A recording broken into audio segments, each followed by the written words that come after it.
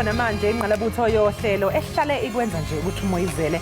Thina phela mawusibona nje imbukelo yamamatheka. Sifana nesibhukabhuka senkukhu ushikini wabona omunye umculi ithizeni. Siyaqhubeka ke siyayiqhuba lenqola ayigijimi idla magalane.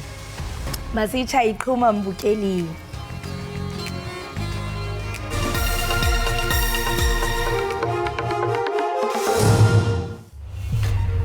ISantaco eWestern Cape imise ukusebenza kwayo ngenxa yokushaqwa kwamatekisi kuleya ndawo.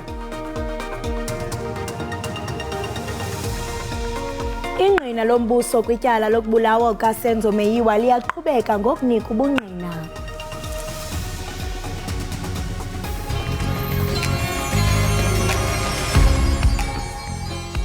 Baba ngiyabonga wasindisa impilo yami. Baba ngiyabonga wasindisa umoya wami. Oh yeah. Lochani ngubathabile sikhosana la Ekhaya Jikelele la uthola khona indaba ezikhamba phambili zemidlalo, ifundo zokuzithabisa, umvumo njengoba nami ngila. Bukela Ekhaya Jikelele ku DTT TV ngamalanga weveke kusukela ngoMvulo kube ngeLesihlanu kusukela ekseni ngo6 bekube ngo9. Bukela lapha.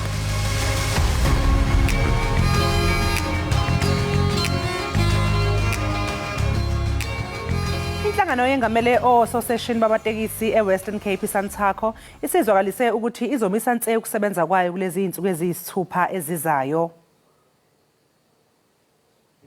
Mbukeli-ke lokhu kusho ukuthi ke acela enkulungwaneni namashumi amatekisi angeke asebenze kusona sonke ke lesi sifundazwe. Ngaleyo ndlela ke kulindeleke ukuthi abagibeli abacela enkulungwaneni eziyishumi basale dengwane kwazise phela bathembele kulemboni ukuze bafinyelele lapho besuke belibangise khona. Lokhu kuza ke emva kokuthi Santaco ihoxile ezingxoxweni zoqinisekisa ukusebenza ngendlela kwemboni yamatekisi ngenxa yokuthi umkhandlu waseKapa uyaqhubeka nokushaqa amatekisi. Kulindeleke ukuba ingqina lombuso umthokozisi Thwala abuyele kwinkundla ephakamileyo yasePitoli xa kuqhubeka ityala lokubulala uSenzo Meyiwa ngalentsasa. Uthwala nobengumhlobo osenyongweni walomdlali webhola ngasekhoyo ebengowenani kuluhlu lwabantu bebekhona ngelixa uMeyiwa edutyulwa ngongenalusini kwingingqi yaseFosloras kwikhaya lomzali wemvumi uKelly Khumalo ku-Okthobha ngonyaka ka-2014. Kungokunje amadoda amahlanu asematyaleni ngezityholo zokubulala. Inkosi uMangosuthu Buthelezi saqashiwe esibhedlela kulandela ingqinamba eyidaleke ngesikhathi ihlinzwa. Kulokho zingene njalo ke imiyalezo efisela inkosi uMangosuthu Buthelezi ukwelulama ngokusheshsha ngenxa yokungeniswa kwakhe esibhedlela. Umndeni kaNdunankulu kaZulu uthi imbabazane ingeniswe esibhedlela emasontweni amabili edlule ngenxa yeinhlungu emhlane. Ingonyama ke yesizwe samaZulu uMisuzu lukaZwelithini kanye nomengameli uCyril Ramaphosa bafisele inkosi uMangosuthu ukwelulama ngokusheshsha. Lapha ke ohlelweni ke sizokhuluma nendlunkulu kaZulu Mbukeli izobe ke sisichazela kabanzi ngalokhu. Hlala nathi nje lapha Ekhaya Jikelele.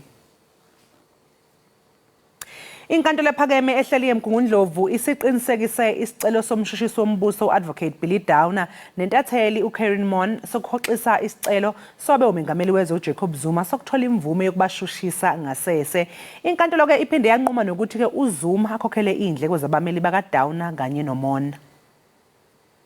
Kwiveki ephelileyo uDowner noMorgan kwisicelo sabo sokufuna isigunyaziso sokuthotyelwa kwesigwebo nebesixhotshelwe izijaji ezintathu bavakalise ukuba ukuvela kwabo kuthutshiso lwabucala lukaZuma kwakudala umonakalo ongenakulungiseka kubomi babo. Ijaji zigwebe ngecala labo namhlanje zisithi isigwebo sangaphambili somhla we-7 kuJulayi simile kwaye asixhonywanga de kugqitywe ngesicelo sokubhena. Ijaji zikwagwebe ngelithi okaZuma makahlawule indleko zenkundla. Kwisigwebo inkundla ibekele bucala isamani zikaZuma zotshutshiso lwabucala ngakuDowner noMorgan yakwamthintela uZuma ekumiseleni okanye aqhubeke notshutshiso lwabucala ngakwesisibini. Utshutshiso lwabucala lukaZuma lusukela kwizityholo zokuba uDowner noMorgan bavuzisa incwadi kagqirha imfihlo ngelixa kwakuvavanywa ityala lentengo yezixhobo likaZuma. Emva kwesigwebo sangaphambili uZuma wavakalisa ukuba uzimisele ukubhena nto leyo esenokwenza ukuba impumelelo yanamhlanje kaDauna noMorgan ibe yethutyana. Indirectly, what has taken place is that the legal actions of Ms. Karen Moore and Advocate Billy Dana of trying to say we do not want to appear in court on Friday have been dealt a blow, because by simply submitting or asking the court to fast track or jump the step of the notice of leave to appeal, if you want to overstep that, if you want to overcome that, all that President Jacob Zuma needs to do is to file his notice to appeal today, and they'll be forced to come back tomorrow. Oku kuthetha ukuba ababandakanyekayo kwityala kulindeleke badibane kwakhona enkundleni ngomso ukuvuselela umba wotshutshiso lwabucala, kwaye ngenxa yezibheno ezilindelekileyo baya kuvelela nje ukuhlehliswa kwetyala. Umongameli uCyril Ramaphosa uza kuphanda nanjengoko umba othi Kill the Boer usezinkundleni. Okuvakala ngokutsho kwesithethi sikamongameli uVincent Magwenya obethetha nonondaba malunga neenkqubo ezahlukeneyo umongameli azithethayo kwiiveki ezimbini ezizayo. uMagwenya uthi kukho ukuqondwa ongafaniyo kwengoma, kodwa oko akunyanzelisi naluphi na uhlobo lophando lwekomishoni ukuba oko akuzonceda okwangoku. This matter has been before the courts. It is still before the courts. We should allow that process to run its course. We have our own understanding of that song, both from a historical point of view. However, for the President to establish a commission of inquiry on a matter that is before the court is not going to be of any help or constructive in any shape or form. Sisekuzo 8 into umengameli wezwe okhulumela ihhovisi likaMengameli uVincent Magwenya uphinde futhi wathi umengameli wezwe usazonquma ukuthi yiziphi inyathela azoyithatha njengoba esewutholile umbiko obizwa ngeLady R. The panel concluded its investigations on the 18th of July as per the established deadline. There was a submission that arrived late, which caused a minor delay. However, the chair of the panel, Judge Phineas Mujapelo, did not request a deadline extension. The report will be completed and will be ready to be handed to the President as soon as his schedule permits. Once the President has consumed the report, he will then decide on the actions to be followed as guided by the report and on the aspects of the report that will be made public. Umkhandlu dolobha waseTshwane usukhiphe incwadi engama-41 neinhloso yokudiliza izisebenzi ezitelekile. Izisebenzi ezithintekayo ke zingaphansi kwenyunyana iSAMU. Ngolwesihlanu lwedlule embukeli inkantolo ebhekele Iindaba zezisebenzi igunyaze umkhandlu dolobha waseTshwane ukuthathela inyathelo izisebenzi ezibhikishile ngelithi umbhikisho wazo awukho emthethweni. Inkantolo iphinde futhi ke yakhipha umyalelo wokuba lezi zisebenzi ezitelekile zibuyele emsebenzini. Abafundi abangama-22 becampus ezintathu kwiidyunivesithi zaseFreystata babanjiwe emva koqhankqalazo olunobundlobongela. Aba bafundi ke bebenomsindo ze baphazamisa iinkqubo zokufunda befunge ngokuqhuba uqhankqalazo de kusonjululwe izikhalazo zabo ingakumbi ngenkqubo yeNSFAS ebizwa ngokuba yi-Izaka. Eyona nyewe ijongene nabafundi abangaphandle kwecampus, abanye bakhutshwe kwaphela kwiindawo zokuhlala zabafundi, abanye bathi babanjwe lingxele likakhethekile abanamathemba wokusuka phantsi kwempumlo, bambi basaxingile ukubuya emakhayeni wabo oko iqalile kota. If it means that we have to continue like this, then it will be like that, because it will be unfair for us now to continue with classes whereas other students are still at home. They don't have money to come back. Other ladies, we have female students here who don't have sanitary towels. Ibhodi emele abafundi nayo iphefumle ngokunganeliseki kwayo besitsho ngentsholo yokuba kwanele ngoku nanjengoko inkali ixingetyeni malunga nokuya emagumbini wokufunda. We came together as students to show that we are fed up with this. We want proper management. We want to be managed proper. Some of us are coming from disadvantaged families. idyunivesithi ivakalise ukudana kwayo ludushe lwabafundi nangona kunjalo bathi bayavelana neemvakalelo zabafundi. We will keep our engagement with NSFAS open, and I must here indicate that the support that we're getting from the NSFAS CEO and his team is good, but we need to iron out what are the key challenges. We need to ensure that the Student Representative Council is on board.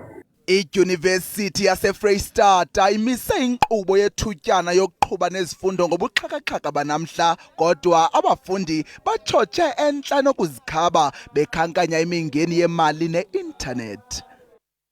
Izakhamuzi zasemqhekezweni ngaphandle kwasemthatha e-Eastern Cape zihlala libhojozi ngenxa yokudlanga kwezigameko zokudlengula nokuphanga ezenzeke kuleli sonto endaweni. Esigabeni sakamuva kudlengulwe owesifazana oneminyaka engama-21 kwase kungeniswa esibhedlela owesilisa oneminyaka engama-75 yenakwe ushaywe ngesihluku. Lelali ikubungelwe lulwaphulo-mthetho. Phezolo kuqhekezelwe imizi emithathu kutyholwa ukuba kwezi ziganeko kuchaphazeleka umama oneminyaka engama-63 kunye notata oneminyaka engama-75 kwaze kwadlwengulwa intombazana eneminyaka engama-21. Okokuqala ndakudala ndavincelwa ndikakuthatha inkomo neebhokhwe yonke into ndandifuyile nditshatshile indoda ngashiyeka abantwana bebancinci andiqali oluhlukumezo ukudibana nalo. Uba ke ngingathi urhulumente hayi noxoka ndithi makenze intoni na hayi andizazi uba mna ayisendim hleli nje ndiyancancazela naxesha nini. Ndaqhekezelwa kakabini. Okokuqala bathi ifowuni imali ndatha imali andinayo bandibetha babetha nomntana wam ona 18 years bamthatha bafuna umdlwengulela kulandlu qha ke waye wasindiswa ndim ngoba ndaye ndakhala. Ndabethwa ke emlenzeni siscrap ndiyaqhwalela. Ulwaphulo-mthetho kule ndawo lunegalelo kwinkqubo yokufunda nokufundisa.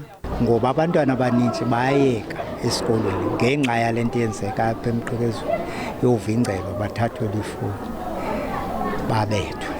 Amapolisa asaphanda kwaye akukabikho ngxelo yabantu ababanjiweyo. NdinguNomzwanele Mngoma kwiindaba ze-SABC emqhekezweni eMthatha. Abahlali base-Vet Centre Atlantis ngaseKapa bavakalise inkxalabo ngokugcwala kwenkunkuma kwingingqi yabo. Bathi oko beqokolela inkunkuma isithuba esingaphezu kwenyanga susela oko ingathuthwa. Kutyholwa ngokuba iqalise ungathuthwa inkunkuma emva kokuphelelwa kwesivumelwano sikanokontraka obethutha inkunkuma kule ngingqi. Le dolophana yase-Vet Centre e-Atlantis imalunga nomgama ongangeekhilomiters ezingama-40 ngaphandle kumantla eKapa.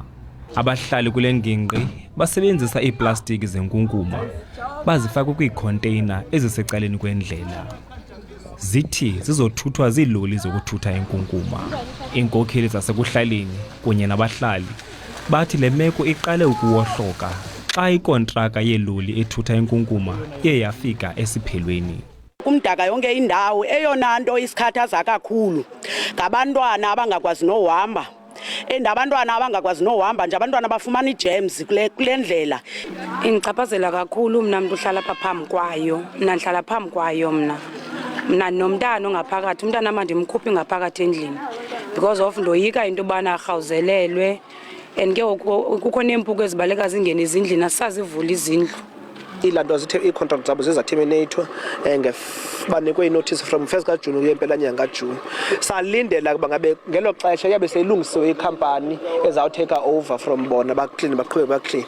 But uzothi ga ngoku indaba esinokunika zoba ngabakho company ibekiweyo etafileni. Umasipala uthi uyayazi le meko yokulibaziseka kweenkonzo esixekweni yaye uyinika ingqwalasela. The bag contract is now in the process of being finalized, and I think that plays a bigger part of the problem because the people are used to getting their bags and filling up their bags at home. But cleaning is happening and the bag issue is being addressed. Abahlali balapha kulo mmandla bathi le nkunkuma inobungozi kakhulu kokusingqongileyo kwakunye neempilo zabantwana babo.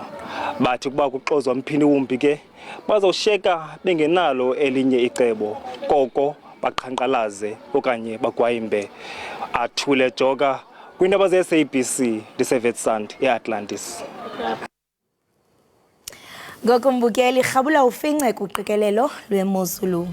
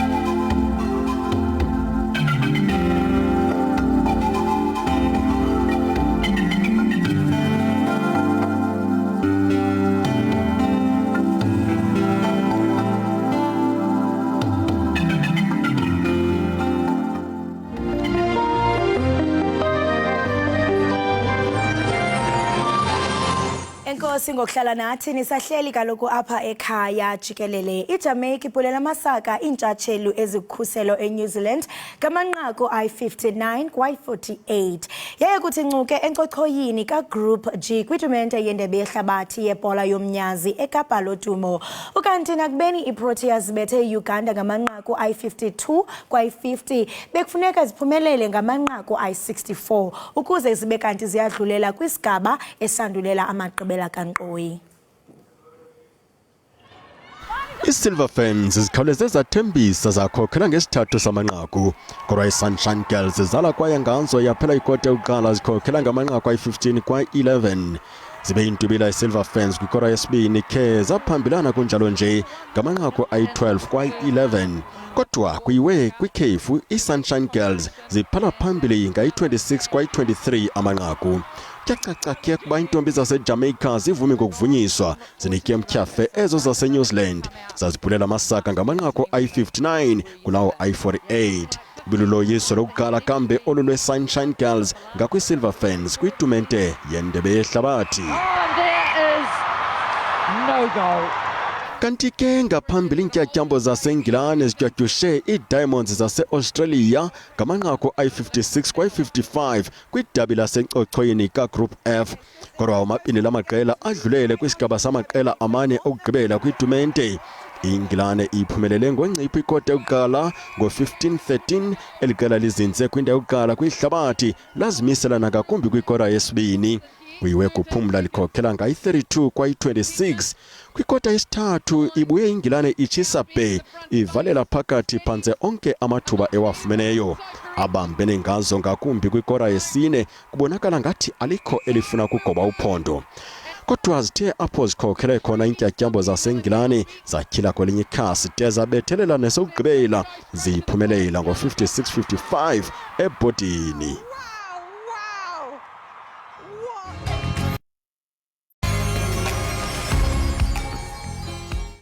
Siphinde sikubingelele sikwamukele embukeli ekhaya Jikelele. Sibonga kakhulu ngokuthi ke usahlanganyele kanye nathi lapha ekhaya. Umbukeli ke sike sakubikela udaba oluthinta isinqumo senkantolo ngodaba oluthinta ukushushiswa ngasese kwentatheli ke simkantshubomvu Karen Mon kanye nomshushisi wombuso advocate Billy Downer. Njengamanje ke ngocingo sixhumana nongodi wezomthetho umpumelelo Zikalala wezikalala attorneys. Zikalala sikubingelele sikwamukele ohlelweni. Awubingelele ekuseni bese ngibela kakhulu abalela bahle emakhaya. Ingabe sisho ukuthini lesisinqumo umpumelelo kuzuma kanye nakubo ke Karen Mon kanye nomshushisi wombuso uBilly Downer? Isinqumo sayizolo besithi cha isinqumo sasikhishwe inkantolo yasePietermaritzburg esizosebenza ngokusheshsha. Angeke sizisilinde mangabe kuthiwa kukhona mhlawumbe i-appeal noma ukudluliswa kwamacala bekuzokwenzeka. Ukuthi iqale kuzofaka ePietermaritzburg iqale ngene bese kudluliswa phezulu e-SCA ukuze kusisebenze. Ukhumbula ukuthi once kwaba khona i-notice of appeal notice of leave to appeal isinqumo soke sicela ukuthi uqala dlulisele ngaphambilini kuthiwa ke siphindise lesimeni sakade ukusona ngaphambilini.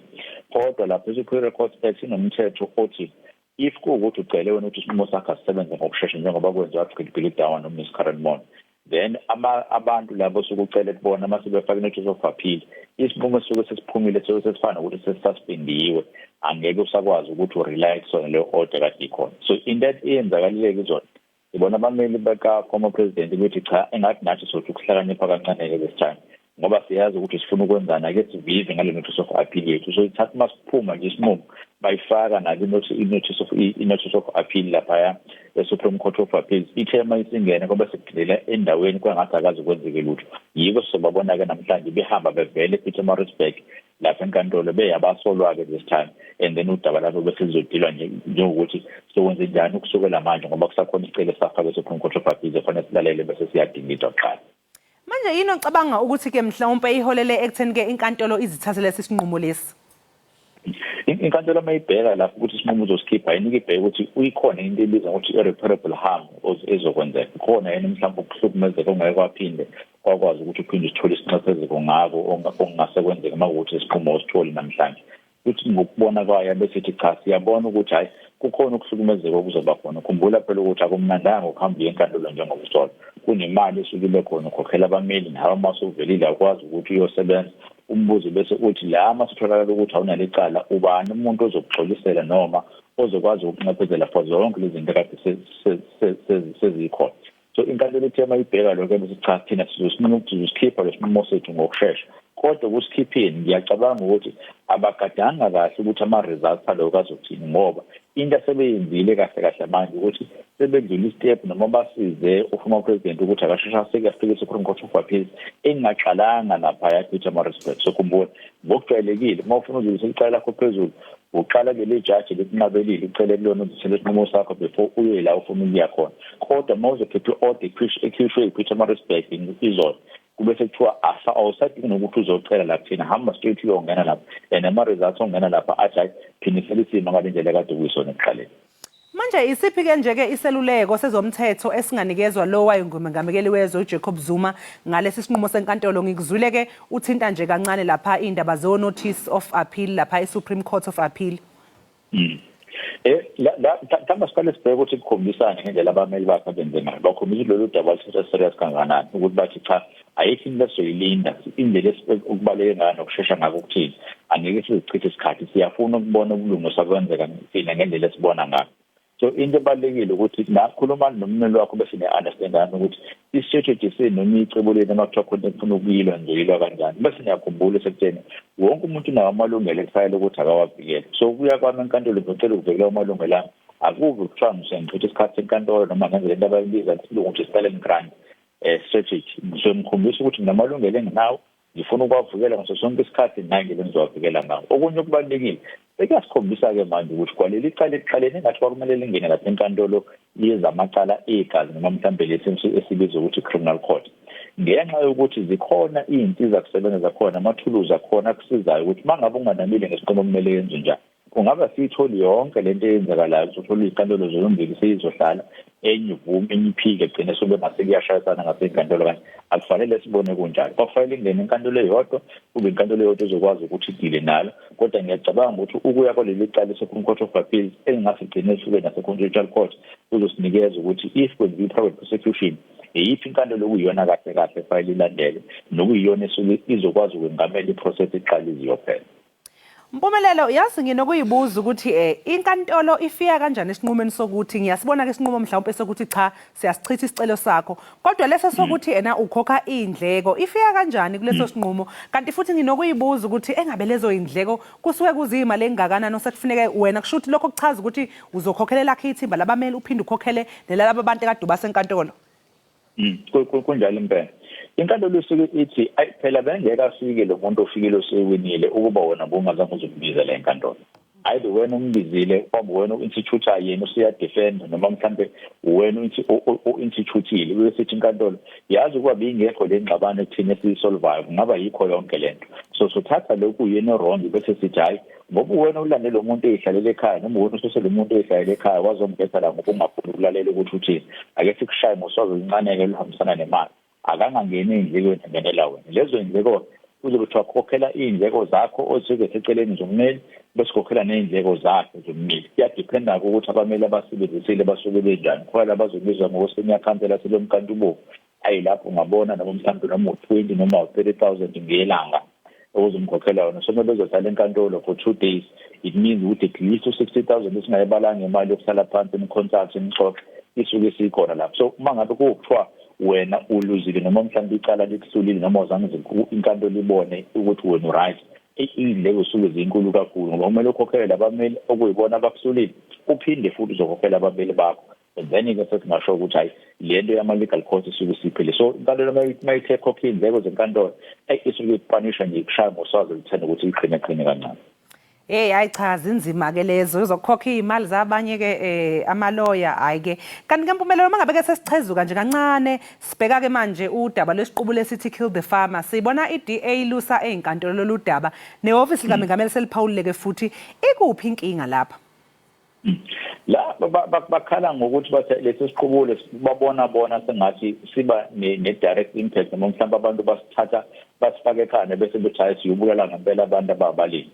Umbuzo uzobe usuthi-ke makuthiwa siyabheka makuthiwa kubulala abantu ababalimi makuthiwa amaphoyisa aselenzile uphenyo laba abasuke beboshiwe basuke befunani kungenzeka ukuthi ubugebengu noma kusuke kuyilesi siqubulo yini na makulesi siqubulo iphindele engingakhulunywa ngayo ukuze bese siye into esingesiyisuse kodwa ukuthi isiqubulo esifana nalesi sinomlando khona ngemuva kwaso akuvele njengoba isiqubulo esikhona manje sinomlando esingesikwazi ukuthi usuwukhohlwe nekufanele siwufundise iy'ngane zethu ziyaphambili khona singeke sangena futhi entweni efana njengale selileke udaba enkantolo lokuqala inkantolo yathi cha lesi siqubulo fanele sivikelwe siwumlando abantu abasuke besisho ba-understand ukuthi sisuke sichaza ukuthini makuthiwa siyasithatha siyisa phambili iphindela fanele sizivikele ngayo i-Supreme Court of Appeal izokwazi ukuthi idile naso kodwa ngiyalibona lelo daba liyophela lapha enkantolo yomthethosisekelo ngoba iyona phela ikuphela ndaba nedila kakhulu nezinto ezifana njengalezi ukuthi makuthiwa sikhuluma nge-freedom of expression masikhuluma ngokupreserve noma ngokuvikela amalungelo esisuke sinawo zepolitiki yiphi indlela ekufanele senze ngayo nanuphi indlela efanele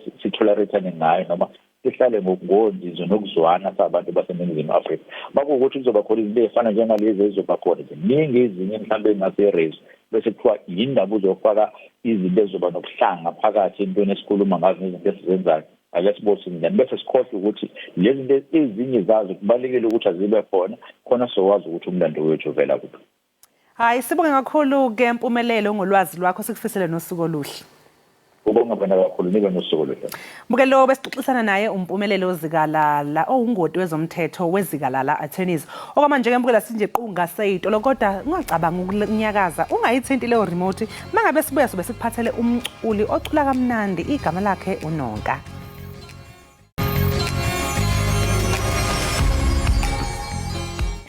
Enkosi ngokuhlala nathi nisasibukele apha ekhaya jikelele kwinkqubo ndaba yakho uTTT. Iqonga lika TikTok liyindawo apho abo banomdla kwezolubugcisa bezibonakalisa khona ke ngelixa befezekisa amaphupho wabo. Nqwake nomvelisi wale mihla yena ke uzakhele igama ngesithuba nje senyanga eziqalele emva kokuqala ukusebenzisa eliqonga lika TikTok. Kutshanje besematheni ke emva kokushicilela ivideo yakhe ecula ingoma ethi izituthwana. Akhenge ke kube ixesha lide emva koko uye wabonwa ngompondo zihlanjiwe kwicandelo lezobugcisa kuquka inkqubo kamabona kude Gxebe ethi Ishaka Ilembe. Sithetha nje ingoma yakhe ikuluhlu lwengoma ezidlwalayo kule nkqubo kamabona kude. Igama lakhe ke nguye uSinesipho Tiyo nowaziwa ngelika Nonka. Ngalo mzuzu ke sinaye apha enkqubeni. Nonka. Hello Ntasekhaya, right? Ndiyaphila njani wena? Jonga wuntu igama lamakhosikazi malibongwe. Yazi xa ndimamelela ngoma yakho ethi zintuthwana kuvele nje ndityhafa amadolo ndive into okubana ndivuselelekile. Yenzeke njani mntase? Take us through your journey. Oh okay ke mntase ingoma like ndandiziculela yona njengoba ndingumuntu othanda i-acapella ndithanda ama videos ndiziculele nje. So ingoma ke ndaye ndaziculela yona abantu bayithanda ndibabona hey abantu bayayifuna le ngoma ndabizwa ke kwesinye istudio kuba mandiyirekhode ingoma and then ndayirekhode ingoma ndayiposta kuma social media yatrenda but hey imnandi le ngoma inento eyenzayo ngaphakathi kwethu kulapho ke yaqala khona ke ingoma yezintuthwane. Jonga nombukeli ndiqinisekile ongayazi ufuna ukubona ba ngeyiphi le ngoma eyatrendisa yashukumisa umhlaba wonke. Mbukeli Ekhaya Jikelele masirhabule sifince sive into kubana le ngoma isukele njani ku TikTok to the world. Sihlutshwa zintuthwane zimpimkhothe emabaleni kuba nobezofuma kuba nobezofuma shone phansi sihlutshwa zintuthwane zimpimkhothe emabaleni kuba nobezofuma kuba nobezofuma shone. Ngubani uwe hey ndimlo hawu mntasekhaya ndifuna ukwazi into kubana the time urecorda la video mhlawumbe ubuzirecordela nje did it click in your mind uba Jonga le video izowenza amawazawaza? Akuzange tu kanti ke mntasekhaya uyazi ba njengoba ndijilo ekuqaleni ba like ndingumuntu othanda uzenzela iivideos acapella ndicula so ndandizenzela la ngoma ke ndiziculela and then abantu bayithanda and ku TikTok la ngoma I think la video ndiyenze early this year and then xa ndiyiposte ku TikTok around May xa ndithi hayibo abantu yiyo ke endigenisele i-follower ku TikTok le video le ndibonile sana i-likes i-followers lapha phezulu neshaka ilembe yathi Jonga ezintuthwane ezihluphayo sizifuna apha e-studio. One of the biggest productions in the country, Ishaka Ilembe mntasekhaya. I mean, take me through the moment. Xa ufumana umnxeba usithi Shaka Ilembe iyakufuna kwenzeka ntoni and ungathi mhlawumbe how has your life changed ever since? Okay, mandiqale apha ke mntasekhaya. My manager uye waxhumana no TJ. uTJ wamamelisa ingoma ngoba beyitrenda phi ku YouTube, ku TikTok. And then uTJ wabonisa uMr Lens. uMr Lens wathi no man ndayithanda le ngoma so siyacela ke siyifake phi ku Shaka Ilembe. Masifaka ku Shaka Ilembe ke kwanyanzeleka kuba eqaleni bendicula ngesixhosa. So kwanyanzeleka kuba ndichintshe ke ngoku lyrics so that izo relate ku Shaka Ilembe. Ndayicula ke ngoku ngesizulu. So ndathi xa ndiyiva lento ndathi yini bawo ndibonwa yintoni ndibonwa yintoni amanyanga asekhaya and azange ndiyicinge ke lento ba le ngoma ingazi ndithathe indibeke kule ndaweni kuyo. Namhlanje ndiyabulela kakhulu shem because andizange ndicinge uba ndingaba ngulo muntu endinguye namhlanje. And xa sincokola phezulu uyatsho into kubana yenzeka lento ungenayo kwa i-record label ungarekhodi ingoma uzirekhodale nje la ku TikTok but Jonga amanyange avela kususa from TikTok uzirekhodela akufaka kwiShaka Ilembe and kunale part endiyithandayo pha engomeni ethi ndifuna ukubulela izitha zami uba it was not for izitha zami ngeba andikho apha namhlanje. Which affirms ndasekhaya into kubana ijourney yakho ibingekho lula ebekhona amahla ndenyuka bebekhona bebesithi asoze sakhe simbone mhlambe njembe recorder nje kwezi video zakhe uyophelela apho but Messi rewrote your life. Ndasekhaya county talent nabe ngale part kwingoma yakho. Okokuqala ke mntase yes ndiyayazi empilweni impilo kokuqala inama challenges nobumnandi. Impilo ebalekile nangathi impilo emnandi ayikho impilo engadlula without ama challenges. So I know ukuthi kunama challenges kunezitha kubalekile uba ube nazo izitha. If ever ngumuntu wena ungazifuni izitha empilweni yakho awusoze uyifumane impilo engundoqo. So kubalekile uba ube nezitha and uzipha umsebenzi izitha xa unazo izitha. So that part ke ngoku ndiyiculela ndithi ndiyabulela zitha zami ngoba namhlanje ndilapha nje kungenxa yemsebenzi yenu. Yonke into beniyenza benicinga fana bani nani yandibulala ninyathela phansi kodwa ndiye ndahlala phansi ndayibona ba no mani niyandiqinisa lento eniyenzayo. Niyanibonisa impilo ngaphambili kokuba ina ngamahla ndenyuka ziziteps ndizawusebenzisa amagama wenu ukonyukela Mntasekhaya sikwazi uyibalekela into yokubana i-music industry because uyaqala ngoku uyaqala ungena kwi-music industry uzoba li-celebrate. In fact sowufunwa ngapha zi-interviews. Ndiyaqonda obana after this uyabizwa nakusasazo olukhulu.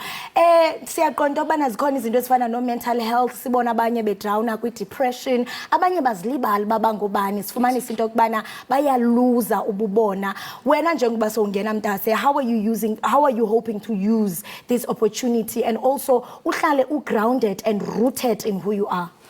Okay Mntase, ndiyabulela ngalombuzo. Okokuqala yes ndiyoyika kwi-industry ne because i-majority bayakhohlwa i-background yabo. So nawe ungandibuza okokuba njengoba wena ungena kwi-industry uzokhupha kanjani, angeke utshintshe lo muntu onguye. I hope ndizohlala ndinje because ndizawuhlala ndisenza i-self introspection. Ndizibuze okokuqala ndibuyaphi, ndingubani mna, ndiyaphi. Lo ndizohlala indikhumbuzo kokubana ngobani abantu abandithathe bandibeka kule ndawo endikuyo. Mandihlala njalo ndisenza meditation, senza self introspection, ndizibuzo kokuba ndingubani nakanene mna, ndibuyaphi, ndiyaphi na empilweni. Lo nto ndiyakholwa kokuba izondigcina ndihlale ndikule ndawo endikuyo ndingumuntu ndinguye. Uqiqile Mntasekhaya. Kubantu abathe baxhasa selulapha namhlanje athina amazwi ongabanikeza wona. Plus sifuna ukwazi into yokubana what are you most looking forward to njengokubungena? Ngaba mhlambe bakhona abantu ongathanda usebenzisana nabo, ufeature kwingoma zabo, and abantu xa befuna ukubhuka Mntase bakufumana phi? Okay, mandiqale kumbuzo oqala kokuba abantu abandithathe bandibeka kule ndawo endikuyo ndingathini kubo. Ndiyababulela kakhulu kukungazenzisiyo. Ndiyathemba namanyanga asekhaya ayabulela because nabo babe nolunyathelo wondele ndawo endikuyo. Okay, abantu endifisa ukusebenzisana nabo nguMduduzi Ncube naye Amanda Black. So ndifumaneka ke kwi-page yaseMotorland. Wow. Hayi ke Mntase, so I mean funa undithathe undibeke into yokubana ever since ufumane ne-call zintoni ezithe zenzeke ebomini bakho plus negama lakho oko silibuza ngalo ukuthi nonkalakazi. Khawusithele thupha into yokubana what is the inspiration behind eligama lakho? Okay, ngononkalakazi igama lami xa liphelele endizibize endizithiye lona, and then stage name nguNonka. Unonkalakazi yena ligama endilithathe from my clan name. NdinguMarhadebe uBhungane uMthimkhulu uMashobade washobade nenkomo nempondo zayo. Umafuza afulele njengeflame vula ndingunonkala okhekheleza ngamacala. Ayi wena khawuthi kancinci. So ndiye ndathatha ke eligama ke lithi nonkala ndayenza nkulu lento, ndingunonkalakazi. So ndifuna oRhadebe baqhubeke babe bakhulu ngenxa yami. Ndiyathemba uba ndizakwenza izinto ezinhle. Mntasekhaya siyakuvuyela kwaye sikunqwenelela okuhle, kodwa sithi ntinga ntakandini awuzunqandwa nazinkwenkwezi, futhi ke nentshaba zakho ndithi kuzo mazichitha amanzi iqhude libalekile. Siyabulela ngokuba usindwendwele kwaye sikufisela konke okuhle. Kodwa ke Mntase ndiyaqonda into yokubana uzawuphinda ubuye usiperformele le ngoma otrende ngayo njengokuba siya evenkileni Mntase. Ndifuna usithathe ngayo nje ngeline eyi-1 uyitsho iye pha kunote nansiya ikhamera Mntasekhaya. Ungajungujungise ngapha ya abashwe sihlushwa zintuthwa nezimpimko emabaleni, ubani bezokufa, ubani bezokufa shone phansi. Wow. Thank you so much.